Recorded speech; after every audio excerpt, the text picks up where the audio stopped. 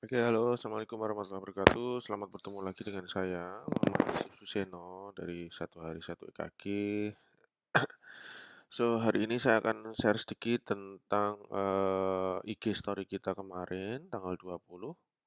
Seorang ibu usia lanjut dengan ortopnea. Ortopnea itu sesak pada waktu tidur sehingga pasien harus tidur setengah duduk gitu ya.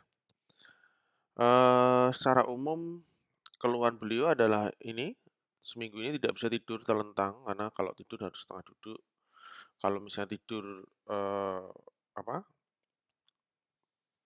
telentang biasa, tiba-tiba bangun karena sesak ya. Dyspnea onivort juga ada ya. Perut terasa sebah karena pada waktu pemeriksaan fisik kita dapatkan hepatomegali. Ada riwayat DM, memang beliau minum obat. Kadang-kadang minum, kadang-kadang enggak. Enggak ada obat lain selain obat diabetes ya. Kemudian ada edem tungkai minimal, kalau kita dengarkan tidak ada ronchi dan tensinya masih cukup baik. Ini adalah ECG-nya. Nah, seperti biasa saya mengajari teman-teman untuk bagaimana sih cara membaca ECG yang lebih sistematik gitu ya. Yang pertama membaca satu irama sinus apa enggak ya. Ini jelas irama sinus karena ada 1P diikuti 1 QRS, 1P diikuti 1 QRS. Rate-nya berapa? 300 dibagi 3 kotak kurang ya. Jadi sekitar 110 115 kali per menit ya. Aksesnya normal enggak? Satunya positif, AVF positif, so normal. PR interval normal. Seharusnya di sini ada tambahan lagi, maaf saya lupa nulis, ada QRS lebar, ada bundle branch block apa enggak, nomor 5 ya. Dari sini jelas RSR aksen di V1 enggak ada, di V5, V6 juga tidak ada. Baru kita masuk yang berikutnya, langkahnya nomor 6, yaitu langkah ada hipertrofi apa enggak. Hipertrofi kita lihat hipertrofi atrium. Terus terang di sini bentuknya sama, ke atas sama ke bawah, ya. Atas dan masih sama, bifasik. Relatif yang ke bawah ini agak lebih dalam, tapi belum sangat dalam, sehingga belum bisa memenuhi kriteria suatu left atrial abnormality. Sementara kalau di lead 2 ini sebenarnya mulai ada bertakik nih ya. Ada bertakik, tapi masih dua kotak. Dua kotak. Jadi belum sangat memenuhi kriteria juga untuk left atrial abnormality. Bagaimana dengan left ventricle hypertrophy? Banyak teman-teman yang menjawab tidak ada left ventricle hypertrophy ya, karena saya tahu sih teman-teman terutama yang paling hafal adalah kriteria dari Sokolo Lion ya, tidak ada kriteria hypertrophy. Tapi coba kita lihat kriteria yang lain. Misalnya kriteria Cornell di sini ya, di mana R di AVL plus S di V3 kalau wanita di atas lebih sama dengan 20 mm. Ya. R di AVL plus S di V3 di atas 20 mm kalau pada wanita. Kita lihat pada beliau, R di AVL itu ada berapa? Ini kira-kira ini ada 10 ya. Mungkin kalau lebih close antara 9 sampai 10. Ini 1, 2, ini ada 1 mili, kita turun agak sedikit, sekitar 10 mili. Plus di V3 ya. Saya salah lagi. Di V3. Nah, V3 berapa ini? 10, 13, 14 ya. Jadi kalau ini tadi 10 tambah 14, 24. Untuk wanita jelas sudah memenuhi syarat ya untuk suatu hipertrofi. Kemudian kemarin juga sudah habis kita bahas yaitu kriteria baru, ya relatif baru ya. Namanya kriteria Pegorello-Presti di mana dia punya sensitivity dan specificity yang cukup baik. Intinya adalah S terdalam di lead precordial ditambah S di V4 kalau perempuan lebih dari sama dengan 23. Kita lihat di sini S paling dalam di mana? Oke, kita lihat di S di V2. V2 ada berapa? 1, 2, ini 3, 15, 16, 17 mungkin ya. Sekitar 17 ya. 17 atau 16 ya. Di sini berapa nih? 1, 2, 3, 4, 5, 6, 7 ya. 7 ditambah 16, 23 atau kalau 17, 24. Saya kira dari dua kriteria ini semuanya masuk ya untuk suatu left ventricle hypertrophy ya. Dan kalau teman-teman mau, sebenarnya ada YouTube saya di Dr. M. Yusuf Suseno, kemarin sudah dibahas oleh Mas Prana dengan sangat-sangat detail ya. Kemudian kita lihat foto toraknya, dan memang foto toraknya menunjang untuk suatu left ventricle hypertrophy ya. Ini jelas apexnya tertanam ya. Bagaimana dengan koroner? Pertama kita akan melihat ada ST elevasi apa enggak, itu yang paling penting ya pada koroner, lihat ST elevasi apa enggak, dan kita lihat di sini ST elevasi yang khas banget nggak ada, kecuali di lead 3 ada sedikit. Nah, tapi di lead 2 malah ST depresi, dan di lead AVF masih normal. Pasien tidak ada chest pain ya. Selain itu ada di V1, V2, V3, V4 ada poor airway progression ya. Kemudian ada ST depresi di V5, V6, 1 AVL ya, 2 juga. Jadi menurut saya ini lebih banyak ke poor airway progression, curiganya satu old myocard infarct anterior karena sampai V4 dan ischemic di inferolateral yang luas ya. Dan penyebab dari PRWP ini banyak ya.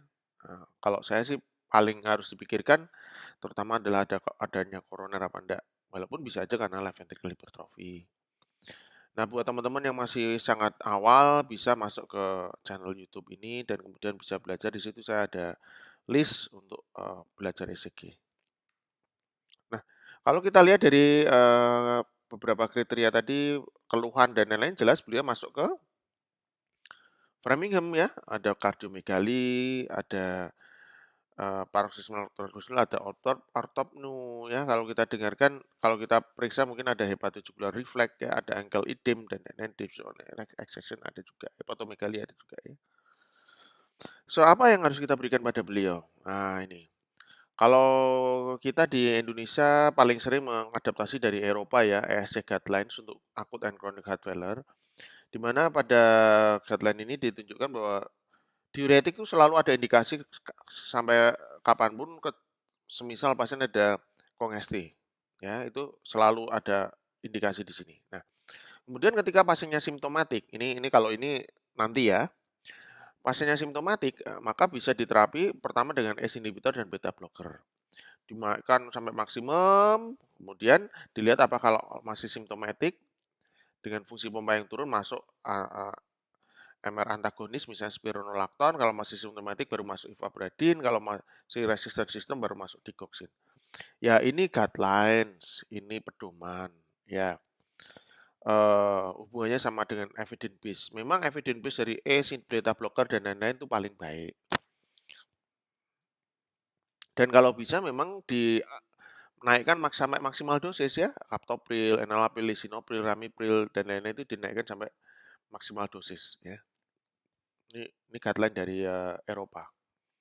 Nanti bisa dibaca sendiri. Kalau teman-teman ingin baca, as simple tinggal di pause saja video ini, kemudian dibaca keseluruhan, kemudian nanti dilanjutkan lagi ya. Nah, pertanyaannya kan, dok kalau tadi di depan ditulis terapi ACE and beta blocker itu dua-duanya atau enggak gitu. Kalau saya sih, kalau pasiennya masih basah, artinya masih belum euvolemic, itu saya cenderung ambil dulu ACE atau ARB atau ARNI dulu ya. Ketika sudah mulai euvolemic boleh diberikan beta blocker. Kalau kalian sangat apa ya, guideline minded, jadi sangat fanatik pada guideline ya monggo silahkan ya. Semua guideline sebenarnya kita masih punya hak untuk melakukan interpretasi sih. Tapi kalau saya kalau kering saya baru masuk beta blocker. Kenapa? Karena ya kita harus akui bahwa beta blocker ini punya efek inotropik negatif. Kalau pasiennya udah pompa jantungnya udah jelek, oke lah secara penelitian jangka panjangnya baik. Tapi kan pada fase awal kan kita pingin pasien ini keluhannya cepat bagus gitu. Ya. Tapi kalau udah kering, beta blocker bisa diberikan kalau HTT-nya cepat atau bahkan bersamaan. Ya biasanya sih ini bersamaan ya. Dan saya seringnya kalau memang memungkinkan tidak ada kontraindikasi langsung masuk spironolakton aja.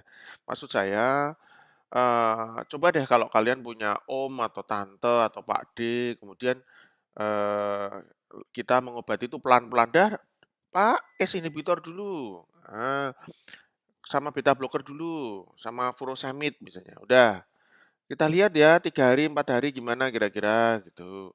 Kan sebenarnya kalau di guideline bilang sampai 2 minggu ya. Lah kalau 2 minggu beliau masih sesak terus kan kasihan. Jadi pada waktu fase awal ya diuretik plus ACE inhibitor plus beta blocker plus spironolakton kalau menurut saya ya, supaya keluhan pasien cepat membaik, kan kasihan ya pasiennya. Artinya kita harus bekerja tidak hanya melulu berdasarkan guideline, tapi kita harus melihat pasien secara keseluruhan ya, nggak bisa fanatik pada guideline itu menurutku menurut saya kurang pas ya menurut saya sih. Karena kita mengobati manusia bukan mengobati kertas. Nah, itu guideline tadi secara umum memang tidak langsung membedakan kalau dia akut decompensated. Lah pada beliau ini pasien kita ini memang suatu kondisi yang kita sebut sebagai akut decompensated heart failure. Karena kalau melihat EKG-nya, melihat jantungnya itu pasti sebenarnya sudah kronik. Cuma mungkin beliau dulu mekanisme kompensasinya masih baik ya, sehingga tidak ada keluhan yang berat. Nah, ketika kemudian terjadi keluhan yang ini ada kongesif, walaupun ronki nggak ada, walaupun fototorak relatif baik, tapi kan beliau jelas mulai ada udim tungkai, ya, ada ortopnea, ini sebenarnya adalah tanda-tanda dari kongestif. Ya. Tapi tidak ada low cardiac output ya, jadi tidak ada cold ya. Nah, ini adalah kalau misalnya pasien sebelumnya sudah ada pengobatan, ada kondisi heart failure kok kemudian memburuk. Nah, itu pasti ada sebab-sebabnya. Nah, pada beliau, ini nanti bisa dibaca sendiri ya. Pada sebab beliau ini menurut saya ada worsening cardiac process yang kelihat ECG-nya ada perburukan proses, saya curiga banget adalah suatu ada iskemia. Tapi pada waktu itu beliau tidak mau opnam, baru kemudian mau dicek lab pada waktu saya datang, saya minta lab yang paling penting apa? Nah, itu yang jadi saya tanyakan sama teman-teman semua. Ini kembali lagi kalau misalnya pada fase akut yang harus diterapi ya kongestinya dulu, hipoperfusi dulu. Kita harus cari kira-kira dari mana. Kalau memang dari koroner ya kita obati. Kemudian kita masukkan pasien masuk ke kering, apa basah, tapi tensinya masih baik. Atau ini udah hipervolemik ditambah tensinya turun. Wah, ini agak repot ya ini ya. Pada kondisi seperti ini kita bisa langsung masuk ACE inhibitor, beta blocker dan lain kita obati itu bisa. Tapi kalau masih basah, ini kalau beliau ini masuk ke sini ya, tensi masih baik, tetapi ada hipervolemik ya, sehingga vasodilator bisa kita masukkan, diuretik dan consider renal replacement therapy ini pemikiran ya, kita tidak harus sampai ke sana sih. Nah, tadi untuk akut lah ini, ketika akut atau congested, maka volume overload-nya harus diobati ya, IV loop diuretik ya. Ingat furosemid bikin potasiumnya hilang ya, maka kalau saya sih langsung kombinasi sama spironolakton ya. Dan kemudian kalau tensinya turun bisa ditambah dengan inotropik. Vasodilator pada waktu awal masuk nitrat misalnya ya. Baru kalau kemudian dia sudah agak kronik. Jadi sebenarnya kalau guideline ESC itu menurut saya yang itu lebih pas bagian yang tadi untuk pasien dengan chronic heart failure bukan akut ya. Tapi minimal bukan kronik lah, sudah stabil ya. Masuk ACE inhibitor atau ARB ya. Nah, kalau pada yang akut decompensated, jadi dulunya sudah heart failure kemudian dia masuk ke akut, nah ini ada beberapa caranya termasuk pemberian diuretik diteruskan, beta blocker diteruskan kecuali kalau kita habis menaikkan dosis ya, ACE inhibitor diteruskan dan lain-lain. Sebenarnya ini kuliah ini sudah ada di sebelumnya ya, rekaman sebelumnya nanti saya tunjukkan. Nah, ini ada guideline yang lebih membumi menurut saya dari Australia, yaitu kalau kita suspected heart failure ya, maka kita initial assessment-nya ini ECG, foto torak ya dan lain-lain laborat. Kalau dari situ pemeriksaan fisik sudah ketahuan ada heart failure ya echo larinya. Tidak langsung angiografi, tidak langsung pemeriksaan. Kalau belum jelas baru NT-proBNP. Nah, kemudian baru kita masuk ke manajemen algoritma untuk reduce ejection fraction kalau bisa pompa jantungnya rendah misalnya. Nah, kalau pompa jantungnya rendah, algoritmenya adalah kalau kongestif ini di Australia masuknya ACE inhibitor dan saya setuju bahwa kita memang beta blocker kalau kongestif ya jangan dimasukkan dulu. Kecuali kalau pasiennya udah euvolemik ya, udah kering ya baru masuk beta blocker. Langsung dimasukkan MRA. Nah, ini ketika euvolemik baru dimasukkan ya. Dia begini, saya tahu ada teman-teman yang di aku pingin strict pada guideline ini dok, karena menurut guideline ya enggak apa-apa sih, it's okay. Intinya adalah pesan saya kepada teman-teman adalah obatilah pasien teman-teman itu seakan-akan itu adalah ayahmu, ibu, om, tante. Kalian mau masukkan beta blocker sekarang apa nanti? Kalau kalian yakin pada penelitian tertentu, kemudian kalian mau memasukkan sekarang ya pakai aja, nggak apa-apa, it's up to you gitu. Nah, tapi kalau saya sih saranin kalau belum euvolemik sebaiknya beta blocker di hold dulu, nanti begitu euvolemik masukkan tapi mulai dari low dose. Nah ini banyak beberapa teman yang sebagian besar masuk ke sini, S inhibitor beta blocker ya, karena sesuai dengan guideline ESD tadi. Ada beta blocker nitrat, ada yang masuk digoxin di awal ya, tapi sebagian ada yang ya mungkin udah pernah dengar kuliah saya atau apa dia mereka teman-teman memilih furosemid, ACE inhibitor dan nitrat. Dan yang diperlukan adalah ekokardiografi. Angiografi diperlukan enggak? Jelas belum diperlukan ya. Tapi yang pertama kali kita butuhkan sekarang adalah echo dulu, baru kemudian nanti kateterisasi jantung. Kalau CT scan pada kondisi seperti ini saya kira nggak banyak manfaat. Kenapa? Karena akan menghabiskan uang aja buat kasihan si pasien kan. Akhirnya harus angiografi juga. Kalau lihat koronernya kan udah maaf jelek ya. Itu kalau lihat ECG-nya ya maksud saya. Kemungkinan ke arah ada penyempitan sangat tinggi ya. Dan karena saya curiga ini suatu koroner, maka saya berikan aspirin plus clopidogrel. Dan ternyata betul sorenya keluarga pasien WA bahwa hasil troponnya tinggi meningkat. Nah, sayangnya pasien memang belum mau opnam ya. Ya, jadi double antiplatelet. Tapi karena tadi saya belum ada hasil troponin, jadi memang tidak saya loading ya. Saya hanya memberikan 1x1 semua. Masih kurang sih seharusnya di loading di depan. Cuma ya karena tadi nggak ada bukti evidence bahwa ini non STEMI, jadi saya masih tadi tidak saya loading di depan. Terus kemudian, nah kalau saya kebetulan punya echo. Kalau punya teman-teman kalau lihat tadi udah gini-gini ya udah terapi aja, ya. Kalau memungkinkan sih echo ya. Kemudian hari itu kemarin pagi langsung saya echo, kemarin siang sih. Nah ini kita lihat fungsi pompanya cukup rendah ini ya, kurang lebih sekitar 20-an%. Kinetiknya jelek. Nah kita lihat nih kinetik yang di bagian anterior nih sama di posterior jelas lebih bagus yang di posterior. Artinya yang di daerah anterior ini benar-benar ke arah koroner. Dengan fungsi pompa yang berkisar antara sekitar 20-25% dengan ada mitral regurgitasi. Sedang lah ya, sedang ke berat ya mitral regurgitasi. Kalau ada mitral regurgitasi, EF-nya 25, artinya realnya itu lebih rendah lagi. Ya kan? Ngerti nggak maksud saya? Kan ejection fraction itu adalah kita hubungannya sama nanti cardiac output kan. Nah, kalau banyak yang balik ke sini, akhirnya artinya cardiac outputnya yang sebenarnya adalah lebih rendah daripada yang kita nilai karena tidak semuanya masuk ke aorta, banyak masuk kembali ke left atrium, namanya mitral regurgitation. Jadi sebenarnya EF-nya sangat rendah. Nah, pada kondisi seperti ini kita memasukkan beta blocker. Ya mungkin ada teman-teman yang masukkan sih, yang nggak apa-apa itu hak. Tapi kalau karena ini saya anggap sebagai budi saya nggak akan masukkan beta blocker pada kondisi seperti ini. Bagaimana dengan digoxin? Kalau teman-teman mengikuti kuliah saya sebelumnya, kadang-kadang saya memakai digoxin pada pasien-pasien yang dengan severe EF, yang tidak mau opnam ya, rawat jalan karena kita ingin segera mengurangi keluhan. Ya. Jadi kalau pada pasien rawat jalan, terutama kalau masih belum euvolemik, boleh diberikan digoxin low dose.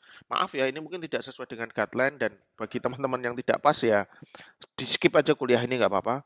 Terutama kalau wait and cold tapi pasiennya tidak mau opnam, karena dan apalagi kalau kita bisa ada data echo kayak tadi, EF-nya rendah banget nih.